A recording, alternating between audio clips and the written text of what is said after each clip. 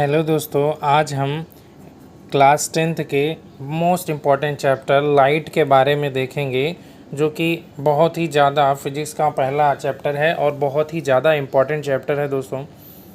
यहाँ पे light reflection and refraction के नाम से ये चैप्टर है। इसमें सबसे पहले हमें ये जानना ज़रूरी है कि व्हाट इज़ लाइट, लाइट क्या होती है। तो यहाँ पे आप देख सकते हैं अपने स्क्रीन में, it is a form of energy that enable us to see around अस।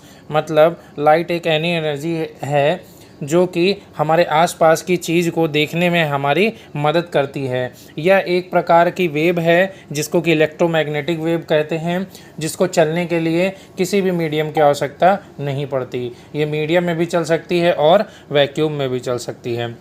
अब अगर हम बात करें ऑब्जेक्ट्स की, तो हमारे पास दो प्रकार के ऑब्जेक्ट्स देखने को मिलते हैं।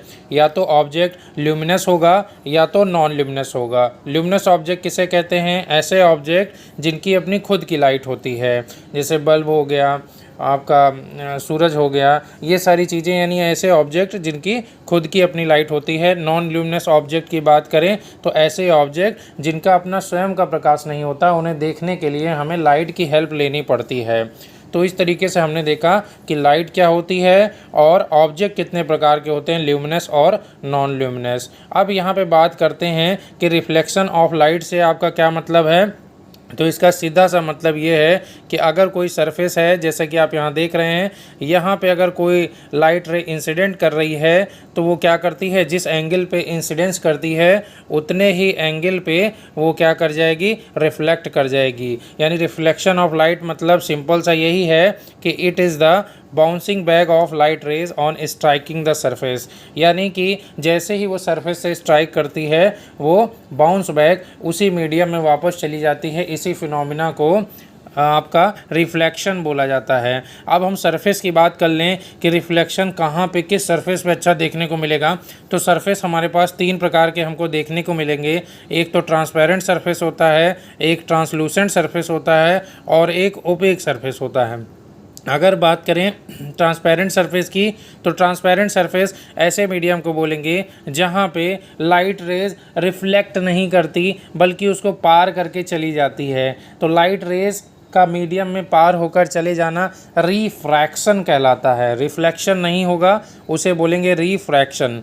तो यहाँ पे एक मीडियम हमें ट्रांसपेरेंट दिखेगा, एक मीडियम हमें ट्रांसलूसेंट दिखेगा। यानी कि ट्रांसलूसेंट ऐसे मीडियम को बोलेंगे जो कि पार्शियली रे को क्या करता है, रिफ्लेक्ट करता है, और पार्शियली रे को अपने से पार निकाल देता है, यानी रिफ्रैक्ट करता है। तो इस तरीके से दो प्रकार के मीडियम हमने देखा। और साथ ही एक सरफेस और होगा जिसको कि ओपेक बोलेंगे। और ओपेक सरफेस जो है, यानी कि बिल्कुल वो रेस को पार नहीं जाने देता, और इसी ओपेक सरफेस से हमें रिफ्लेक्शन देखने को मिलेगा। अब उसके बाद में अगर हम बात की जाए तो कैरेक्टरिस्टिक ऑफ बेस्ट रिफ्लेक्टर, यानी कि सबसे अच्छी रेस को रिफ्लेक्ट करने वाला सरफेस कौन होगा, उसकी क्या प्रॉपर्टीज़ हो सकती हैं। तो सबसे पहले it should have shiny surface. उसका जो सरफेस है वो एकदम चमकदार होना चाहिए। जितना चमकदार सरफेस होगा, लाइट रे पड़ने के बाद उतनी ही इंटेंसिटी से जो है रिफ्लेक्ट करेंगी। और देखते हैं आगे फर्दर इसकी प्रॉपर्टीज़ को देखते हैं दोस्तों। देखिए, इसके बाद it should have polished surface.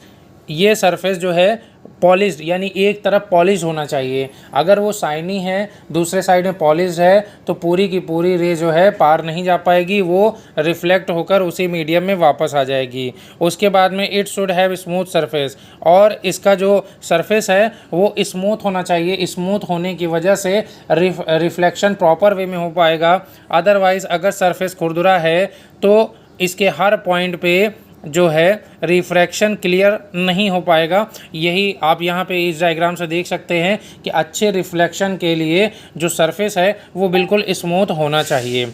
इसके बाद आगे चलते हैं दोस्तों। लॉज ऑफ रिफ्लेक्शन की बात करें, वेरी इंपॉर्टेंट टॉपिक है ये, हर बार बोर्ड्स के एग्ज़ाम में आता है। तो यहाँ पे आप देख सकते हैं कि angle of incidence is always equal to angle of reflection. यानी कहने का मतलब ये है, ये एक हमारा सरफेस है मिरर का, इसके पीछे पॉलिश की गई है, जैसा कि आप डायग्राम में देख सकते हैं।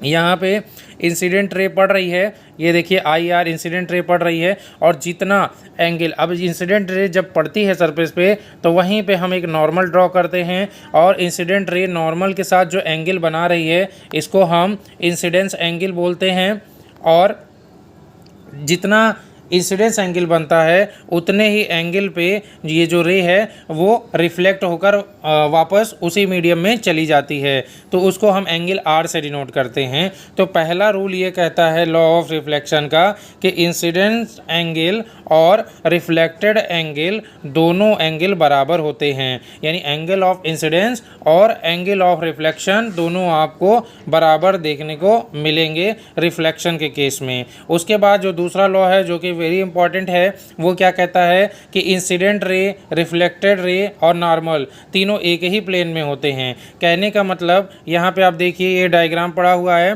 नीचे मिरर है, मिरर पे हमने क्या किया है, इंसिडेंट रे डाली है, फिर वो रिफ्लेक्ट हो गई है, तो यहाँ पे देखिए अब जो नॉर्मल खींचा है, जो इंसिडेंट रे है और जो रिफ्लेक्टेड रे है, ये तीनों आपके एक ही प्लेन में देखने को मिल रही है। यानी कि हम ये कह सकते हैं कि अगर हमारा मिरर हॉरिजेंटल में है तो जो इंसिडेंट रे होगा, रिफ्लेक्टेड रे होगा और नॉर्मल होगा, तीनों वर्टिकल प्लेन में होंगे। ऑब्वियस सी बात है, अगर हमारा मिरर हॉरिजेंटल में है तो जो रेज़ हैं वो वर्टिकली आएंगी, वर्टिकली रिफ्लेक्ट होंगी, और नॉर्मल भी वर्टिकल पे ही डाला जाएगा। तो ये वर्टिकल प्लेन की बात कर रहा है और तीनों एक ही प्लेन में होंगे, ऐसा ये सेकेंड लॉ आपको देखने को मिलेगा। उसके बाद में हम टाइप्स ऑफ मिरर की बात करें तो मिरर कितने प्रकार के होते हैं जो कि रिफ्लेक्शन परफॉर्म करेंगे। तो मिरर मेनली दो प्रकार के होते हैं, एक तो प्लेन मिरर जनरली जिसमें हम अपना चेहरा वगैरह देखते हैं घरों में, दूसरा स्फेरिकल मिरर। तो स्फेरिकल मिरर दोस्तों अगेन दो प्रकार के होते हैं, उसको आगे वाली स्लाइड में हम देखेंगे।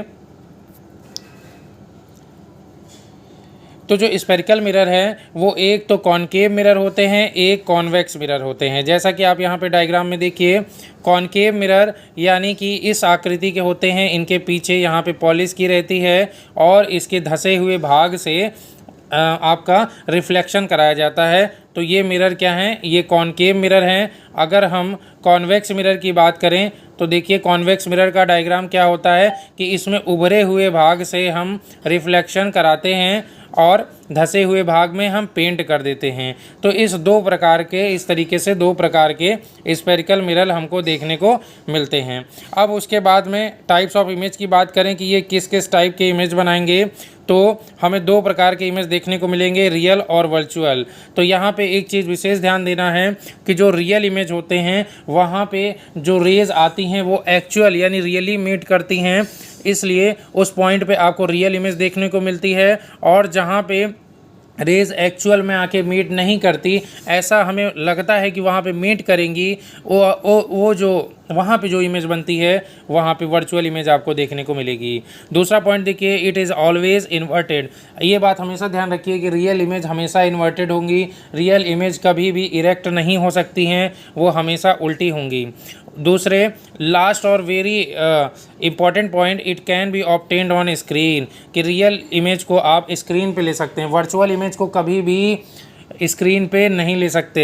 रियल इमेज हमेशा can be obtained on screen, हमेशा स्क्रीन पे प्राप्त होती है। अगर वर्चुअल इमेज की हम बात करें कि तो ये हम पहले भी बता चुके हैं कि वर्चुअल इमेज यानी कि जहाँ पे रेज मिलती हुई अपीयर होती हैं वहीं पे वर्चुअल इमेज मिलती है। It is always erect, virtual image हमेशा इरेक्ट रहेगी, रियल इमेज हमेशा इन्वर्टेड रहेगी।